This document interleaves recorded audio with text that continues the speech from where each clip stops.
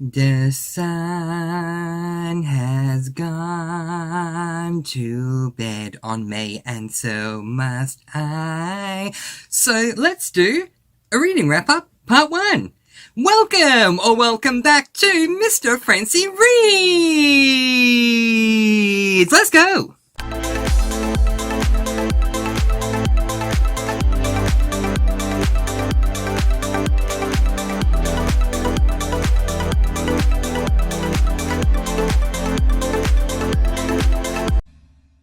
Yes, hello, and welcome or welcome back to Mr. Francy Reads. I am, of course, Mr. Francy, and I'm truly honoured that you are once again joining me today as I do my first part 1 of 2 for my May monthly wrap. Now, I picked up a total of 16 books in the month of May, and therefore there's just no way that I'm going to be able to do one video on that, because if I did, it would probably be a 1-hour video, and who wants to see that? So we divided into 2 videos. In this first video, I will be discussing the first 8 books that I picked up, and in the next one, I'll discuss the next 8 that I picked up, and so on, and, well, and so on. That will be the end.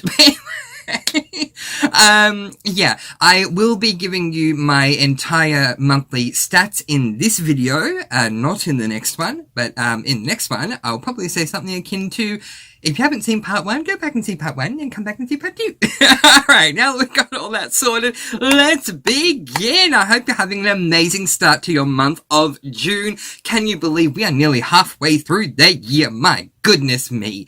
I am wondering if I should do favourites and non-favourites, my videos that I usually do for the first half of the year in the month of July, to celebrate the first half of the year, given that I have, that I'm mainly reading cozy mysteries. Do you all still want to see my faves and non-faves for the first half of the year? If you do, let me know in the comment section below.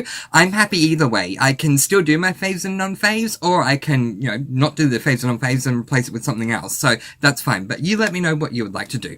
Alright, we're going to start off by doing one of my favourite things, putting the monthly stats up on the screen in 3, 2, 1, go. For the month of May, I read a total of 15 books and DNF'd 1 book. All of them were cozy mysteries, so the subgenres included 6 culinary cozies, 1 animal cozy, 2 resort B&B inn cozies, 2 bookish cozies, 1 paranormal cozy, 1 salon cozy, 1 character-driven cozy, and if that wasn't enough, 1 angel/demon cozy. I read a lot of different subgenres, which is fantastic. To my age groups, and because they're all cozies, I read 15 adult books because I'm yet to come across a YA or middle grade cozy mystery, but if you find one, please let me know, because I want to read them. To my lengths, I read 1 3/4 tome, 13 half tomes, and 1 novella, totaling 4,723 pages. To my star ratings, I had 5 stars, 3 4 stars, 4 3 stars, 3 2 stars, and 1 DNF. I was all over the shop, except for 1 star. I was all over the shop with my ratings, including DNFs, including 2 stars, including everything. So let's get right on into it. So we're going to start off the mini reviews with any and all DNFs. I did DNF 1 book this month, and I was really sad that I just DNF'd. I don't know why I was going to say DNF'd. Anyway, I was really sad that I DNF'd this book this month because I was really, really looking forward to it. But anyway, it was book number 12 in the Tea Shop Cozy Mystery series by Laura Child, called Scones and Bones. I may reach out to others who have continued on with this series and find out if book 13 onwards is different. I can't help but notice there is no mention of an actual tea in the title here. It's Scones and Bones. So maybe it's not your typical tea shop book in the series. But anyway, for me, I ended up making it 35 pages in, and the writing style felt too overcomplicated for a cozy, I have to say, so I wasn't enjoying it on that front. But also the mystery started way too early and there was not enough mention of tea. Once the mystery got going, it was much more focused on the mystery than the tea side of things. I pick up, because I'm only reading cozies at the moment, what separates each cozy is the cozy/theme side of the cozy. So I want to see the theme be prominently displayed. I picked this one up because I thought it would be the answer to the Coffee House Cozy Mystery series by Cleo Coyle, and it just wasn't for what I was experiencing. So I have so many cozies I want to read, I just didn't want to waste any more time, and so I DNF'd it. But if it does get better from book 13 onwards with a lot more tea references is not enough for me. I want to have lines, for example, like a customer came in and ordered some Earl Grey. Earl Grey comes from here and here and here, and the properties of Earl Grey is this and this and this. It has benefits of this and this. I want like tea. Where in Coffee House Cozy Mystery series by Cleo Coyle, you get a lot of coffee. What to do with coffee, what to do about coffee, the taste of coffee, the different ways to create coffee. I want that in tea. And if that is this series, let me know and I'll pick up the next one. If not, but there's another tea series that really gets into tea and all the tea stuff and gives you the tea about tea, then let me know and I will read that one. But this one for me, unfortunately I DNF'd. Okay, so on to what I did read, and this is the order that I read them in. I don't remember exactly when I read the Tea House one. I think it was halfway through the month. But all of these, like the first book you're going to see now, is the first book I read in May, and so on and so forth. So the first book that I completed in the month of May was book number, I just had it, I think it's 17? Yes, book number 17 in the Coffee House Cozy Mystery series by Cleo Coyle. I was just double checking that, I don't know why. By Cleo Coyle, and it was called Shot in the Dark. Okay, I did not like this book, but in saying that, I am currently reading the next one, Brood Awakening, and I'm really enjoying this book. I think on the whole with this series, I absolutely love it. You're going to see in part 2, there were some cozies that really let me down. And I think what I love about this series overall is that all the characters in this series, they feel like family to me by now. I love following Claire Cosi. I love, going back and seeing, oh gosh, I can't think of his name or her name. But anyway, the 2 employees that she has, and her ex-husband who she still works with, Matteo. Of course, I love Madame. I love this coffee house family that we follow in every book. It really feels like coming home. It's really beautiful. So the main premise of the series overall is that, as I say, we follow Claire Cosi. She runs a coffee cafe in New York, spends a little bit of time in Washington, D.C., but predominantly in New York. The Village Blend, which is owned by her mother-in-law, Madame, who insists that Claire, and even though Claire and her ex-husband are split up, they're now divorced, they should still work together. He does the outsourcing stuff like getting the beans, and she is a master roaster, so, she does all the coffee making and stuff like that, and it's just an absolute blast. It is a little bit more grittier than your fluffy, cozies. But, I really love the characters. I love the storylines. I love being in this world. Unfortunately, with this one, it was an average read for me. I didn't like the theme, the mystery and the coffee, facts were lacking in this one. But, just quickly, the premise was, Matteo, Claire's ex, is using a new dating app called Cinderella. Yeah. Now that I'm reading the premise, it reminds me exactly of what happened. It's like, oh yeah, the dating app one. Claire doesn't like the app. One day, a man that has broken many hearts in the app winds up dead, and Claire rolls up her sleeves to solve the case. I really wasn't a fan of it. I go into my cozies because I want something cozy. I want a cozy theme. I want a mystery. I'm not going in for love. Like, I'm not saying that I have anything against romance in cozies, because it inevitably is going to happen. I mean, part of the coziness is romance. I get that. But this was like overkill. It read almost more like a romance mystery than a cozy mystery. And yeah, it just didn't really work for me. So 3 stars for this one, but I love the series. As you saw, I'm still reading it. So thank you, Claire Coyle. Just an average one for me. The next book that I read was book number 6 in the A Country Store Cozy Mystery series by Maddie Day, and that was this book, Strangled Eggs and Ham. How vibrant is that colour? So, yeah, I also gave this one 3 stars, which is kind of sad, but the series premise of this one is that we follow Robbie Jordan, who runs a part country store, part diner, part B&B in Southlake in Indiana. In this book, real estate developer Fiona Kloss plans to build a towering luxury resort at one of the most scientific hilltops in Brown County, and not everyone can see the sunny side of the imposing proposition, including Robbie's furious Aunt Adele, who doesn't waste a minute concocting protests and road blockages. When tensions boil over and a vocal protester is silenced forever at the resort site, Robbie ditches the griddle to catch the killer. I almost stopped reading the premise there because, again, I'm going, oh yeah, that's why I didn't like it. It's not that I didn't like it. It was an average read, and with Coffee House as well as with Country Store, predominantly they're getting like 4 or 5 stars from me, so a 3-star rating is like, it wasn't my favorite, and now I remember why. I feel like I've read this storyline before. I don't remember where I was reading it.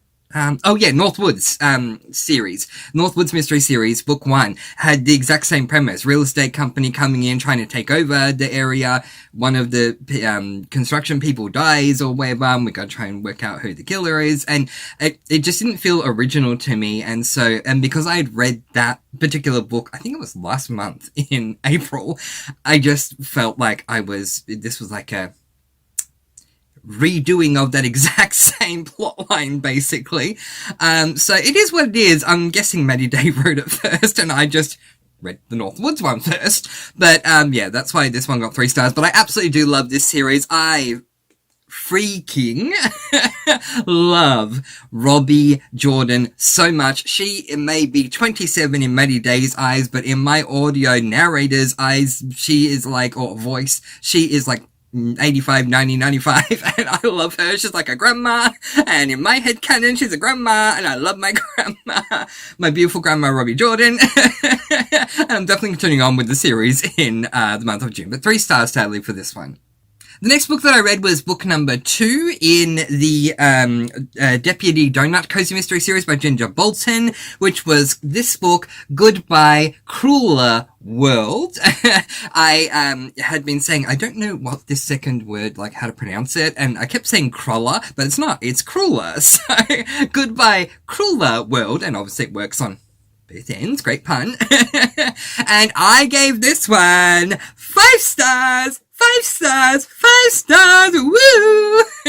This was everything I needed and more after the first 2 books that I read in the month of May. So, the series premise for this one is that we follow Emily Westhill, who runs a donut shop in Fallingbrook in Wisconsin, alongside her cat, Deputy Donut. In this book, Emily is invited to Jen's, the woman who works at the clothing store next door, wedding. Jen asked Emily to make a wall of donuts, as you can see. Which is exactly what Emily did. Everyone is impressed with the edible step and repeat. That is until the not-so-nice groom is dead on the floor in front of it, surrounded by something that's not icing sugar.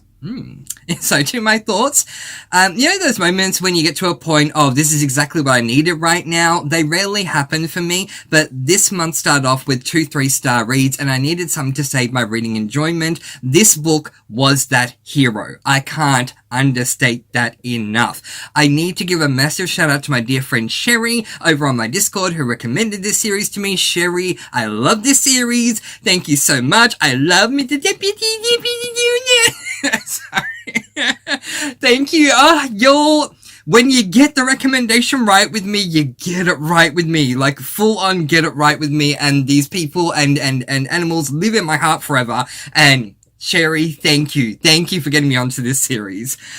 From the intriguing culinary side of the edible step and repeat to the incredibly intriguing mystery and the absolute standout of a reveal, not to mention the cute Deputy Donut moments, this is a book that will go down as a personal fave for many, many, many years. Truly an absolute pleasure. And as I said, 5 stars. The next book that I read was book number 4 in the A Magical Cats Cozy Mystery series by Sophie Kelly, which is this book, Cat Trick, where we have Owen, and Hercules Undercover. I gave this book 4 stars, and I need to give a shout out to Jane over on my Discord, my dear friend Jane, who recommended this series to me. I love it so much. I think I would definitely be giving her Sophie Kelly, who writes under a pen name, other series, Second Chance Cat series a go, because I absolutely love this one. If you love cats, you will love this series. It is so good. I just want to dive into the book and hang out with Hercules and Owen. I know normally it's usually the cozy mysteries are usually about the humans, but this is literally all about the cats. We follow Kathleen Paulson, who is a librarian from Maryville Heights in Minnesota. She lives with her cats, Owen, a tabby, and Hercules, a tuxedo. And in every single book, Kathleen doesn't want a bar of the mystery. Like, someone died, she feels horrible that they died, but she's not going to get involved. It's not going to happen. But her cats have a different opinion. And like, yeah, you are. Meow, meow, meow, meow, meow. You are. So in this book, an artist friend of Kathleen's wants to paint a picture of Hercules to sell for charity at the upcoming food tasting festival. However, before they arrive at her friend's studio, Hercules takes off and is discovered finally in a tent near the setup for the tasting next to a guy that has been murdered. Not too much later, Kathleen's friend also wants to paint Owen, but when Owen rushes off and finds a clue to the mystery in the exact same tent, Kathleen doesn't need to speak cat to know they want her to solve the case. So to my thoughts, truly this is becoming one of my absolute favorite series. I love both Owen and Hercules. Owen got a much better deal in this book compared to the previous one. And I really appreciated that too. The mystery intrigues me as they usually do in this series because once again it's not Kathleen who wants to solve the mystery but her cat's insistence that she does. My one con was the reveal. Without spoiling, I'll just say it let me down, so I did dock a star for that, but otherwise truly an extremely cozy type of cozy mystery. 4 stars. Love this book, love this series, cannot wait to keep going with this series in June. Thanks, Jane. The next book that I picked up a little hesitantly. It was book number 3 in the A Salem B&B Cozy Mystery series by Tracy Wilton, which is this book, Mrs. Morris, we'll start that again, Mrs. Morris and the Ghost of Christmas Past. Yes, because I'm Australian, and so we tend to say A words like the English and say past instead of past. Yeah. So Mrs. Morris and the Ghost of Christmas Past with the lovely Silver on the cover roosting by the fire. Well, not roasting, you know what I mean. She's warming up by the fire, basically. And the little Christmas tree in the background. It's such a cute cover. Anyway. Okay, so the basic setup for this series is that we follow Charlene, aka Mrs. Morris, who runs a B&B in Salem, Massachusetts, alongside resident ghost Jack. She also works alongside her cook for the B&B Minnie, and in this book, a new hire as well, Avery from the local orphanage, and of course her cat, Silver. So, okay, very quickly. I read book 1 in this series a couple of months ago, and I absolutely loved it. While technically it was a paranormal cozy, it was paranormal light, and the only paranormal surrounding book 1 was the resident house ghost, and that was it. And I just really thought it was so charming and so well done. Book number 2 was like paranormal overload, and I just felt like it didn't work for the series because the series to me felt like it was about the B&B, and if the paranormal side would be anything, it'd be like ghosty, and then we got which is which kind of thing, which I have no problem with the whole which is which thing, but it just didn't seem to work for me for this series given what we had read in book 1. But book 3 took me back to the roots of book number 1, and I had an absolute blast. 5 stars for this one. So, in this book, Charlene's parents have come to stay, and their first stop is Bella's, a restaurant whose host was the local lotto winner. The host seems extremely charitable, handing out checks willy-nilly. An orphan, Avery, works for the restaurant but breaks a dish and is dismissed. The host's anger only rises from there. Problems with his wife, his son, and an unexpected visitor. But when the host makes the mistake of going outside momentarily, it is It is his last, as he is run over and ends up dying. Charlene knows there's more to this than meets the eye, so she sets about trying to solve the case. So to my thoughts, I loved book 1, as I said in the series. Book 2 took a dip for me. It was paranormal overload. This book returned me to my love of book 1. Just enough paranormal to sprinkle the book. I love Charlene and Jack so much. I was also thrilled to meet Avery, and Minnie is a hoot as always. It was an absolutely fantastic read. If you are looking for paranormal light in your cozies, I recommend this one, as well as book number 1 in this series. If you don't mind it being more paranormal heavy, then also book number 2. But if you don't like paranormal heavy, then I would say read book 1 and then read book 3. Skip over book 2. But this was just absolutely perfect, taking us back to our roots of book number 1. 5 whole stars. 5 stars! 5 stars! Sparkle, sparkle! 5 stars! The next book that I picked up was book number 2, was actually, first of all, my final SAS list book, I believe. Yes, my final SAS list book for the month of May. So, yay! We're getting through all the SAS, books first of all. Yay!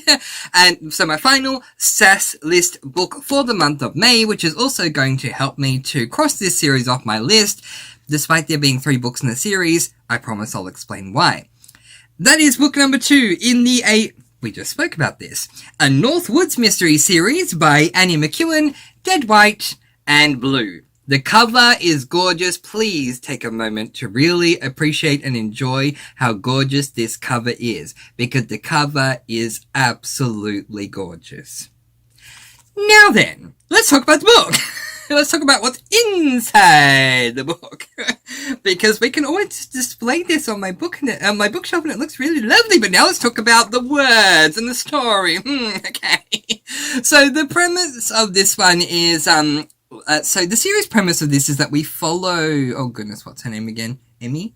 Yes, Emmy Cooper, who, her family runs a resort in, Northwoods, and that's pretty much all you really need to know. She has a couple of dogs. We hardly see them.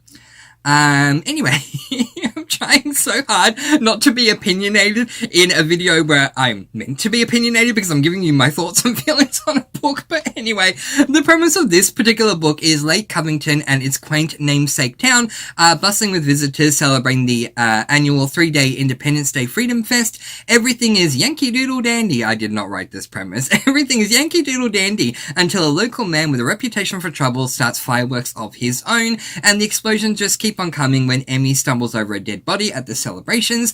The dead man is Jordan James, and as Emmy soon finds out, there are no shortage of people who might want him dead, from a jealous jerk to a conniving cousin, and even a former friend from his past. Suspects are more plentiful than ants at a July picnic. Despite promises to stay out of the investigation, Emmy finds herself smack in the middle of it. Can she and her friend Whitney figure out the truth and find liberty and justice for all? It's just way too wordy. I wouldn't write it that way.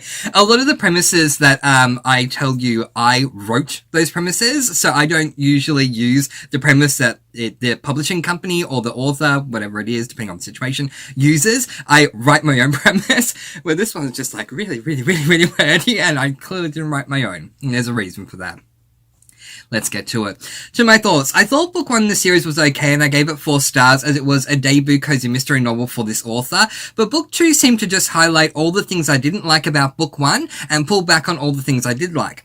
I sadly don't like Emmy as our protagonist. I found the book to be incredibly slow moving. There was way too much going on at once, and yes, so please be mindful of both. It was slow moving, a lot happening at once in a slow moving way, which I did not like. I don't like either of them. I don't like a slow-moving plot. I don't like way too much happening that I can't keep each, story straight in my mind. So, yeah, just, when you can't say anything nice. It was absolutely lovely for someone who's not me. I will say that. Okay. And the series does not focus on the resort anywhere near enough. The book started off okay, and the ending was really good. That is the ending post the reveal. But a good beginning and ending doesn't make an amazing book. the filler in the middle was just too much, and it's just not the series for me, so I won't be continuing on. I highly recommend this for readers who love many threads in their stories, main characters that seem to be, just in my opinion, a little bit childish, I'll be honest, and next to no mention of the resort or the dogs. Sadly, just not for me. I gave this book 2 stars, and also book number 3 is not available on audiobook, so either way, whether I love this book or not, I don't have the chance to listen to the audio of book number 3 anyway, so I'm now going to cross Northwood's series off of my SAS list, considering it to be done. And the final book that we're going to talk about in part 1 of my May monthly wrap is the first book of the month that I read that came from my A to Z bingo board. Yes, I am Australian, and I'm sorry that I don't say Z. It just sounds very foreign to me to say A to Z. So yeah, I'm an Aussie. Forgive me. I say A to Z. But anyway, on my A to Z bingo board, I have every letter of the alphabet, the English-speaking alphabet, and under each letter is a prompt, which is a series, and in order to cross off that prompt, I need to read the first 2 books in that series. So, I'm going to talk about the first book that I read from my A to Z bingo board in the month of May here as the last book, and continue on with that in part 2. Alright. This was amazing. I am talking about picking up the first book in a series that is beloved, and I can tell why. Book number 1 in the A Bake Shop Cozy Mystery series by Ellie Alexander, Meet Your Baker. Meet your cover, everyone, because that is a really nice cover. That's a cozy cover right there. And the book itself on the inside was very cozy too. This was everything I wanted and more. There are books out there, whether they're cozy mysteries or other genres. Prior to placing the cozy mystery embargo on myself, I used to read all the different genres. The only ones I didn't read were westerns, and there may have been like one other, but I'm pretty sure I read everything that wasn't a western. So there you go. And when it comes to the hype train, some books/series deserve the hype they're given, and some just don't. This one absolutely does. I see why people love this series, and yes'm, I am absolutely reading book number 2 in this series in June, and I cannot wait to get to it. So, the premise of this series is that, this book, because it's book 1, is that we follow Juliet Jules Capshaw, which is kind of funny because we're in this town that is obsessed with Shakespeare, so it's not really surprising that her name is Juliet. A former cruise ship chef who has come to Ashland, Oregon to help her mother Helen at their bakery tort. The Origin Shakespeare Festival is bringing in lots of tourists looking for some crumpets to go with their heroic couplets, but then one of Tort's customers turns up dead. The victim is Nancy Hudson, the festival's, let's call her Miranda Priestley, if you've seen The Devil Wears Prada. Basically. A modern-day Lady Macbeth, Nancy has given more than a few actors and artists enough reasons to kill her, but still, the silver lining, Jules's high school sweetheart Thomas is the investigator on the case. His flirtations are as delicious as ever, and Jules can't help but want to have her cake and eat it too. But will she have her just desserts? Murder might be bad for business, but love is the sweetest treat of all. Again, I did not write that premise, because I wouldn't have written it that way. I wouldn't have talked about the detective, I wouldn't have talked about the love, I would have talked all about the bakery. Because to my thoughts, this was absolutely fantastic. Truly a perfect read for me. And that's not to be understated. Truly a perfect read for me. While the reveal was a little more gritty than I would have liked, everything else was so well done, it still deserves the 5 stars. I loved that the town is known for its theatre and Shakespeare. I love that the setting is Tort, a bakery where we actually see the main character cooking. Yes! If you want to see your main character cooking, this is where you go! Unlike some culinary cozies, that the only culinary thing is like the first end of the book. I had made some soup, the end. And no more cooking talk at all. You see the baking in this book, let me tell you, it's amazing. A lot. Yeah, so, yeah, I love that setting is Taught, a bakery where we actually see the main character cooking a lot. I love Helen, Jules' mother, all in all the perfect start to what I'm sure is going to be a new favourite series for me without a doubt. If this keeps going the way that it did with book number 1, with the culinary side and the theatrical side and the Shakespeare side, I am going to absolutely eat this entire series up. 5 stars from me. What a perfect start. Ellie Alexander. It is absolutely, this Bake Shop Cozy Mystery series, at least book 1, is absolutely worth all the hype it receives. It's fantastic. And now for everyone's favourite game that we like to call, I DNF'd this one. So therefore, these are all the books that I have spoken about in part 1 of my May 2025 monthly wrap. Please excuse my voice. I've been having some trouble, so I've been pausing a lot more than usual. I apologise about that for this video. My goodness. Oh, it's Sunday. It's definitely a day of rest, and I need to get back to doing some resting. Okay. I'm going to let all of you go with peace, blessings, and so much love. Please do be mindful that I will be back with a part 2, where you're not going to see the stats up on the screen, but you are going to see me continue on with the final 8 books that I read in the month of May. But until then, letting you all go with peace, blessings, and so much love. Please do be kind. Please do love one another. And please do spread that sparkling energy that you build inside yourself innately every single day, because I know you do. Otherwise, you wouldn't have made it here to the channel. You have that sparkling energy, and it's right here in your heart, and you can spread that all throughout the world. So I'm going to be the one to tell you, spread it all throughout the world. Yeah! And until next time, I love you all. Woo! Happy reading. Bye, everyone.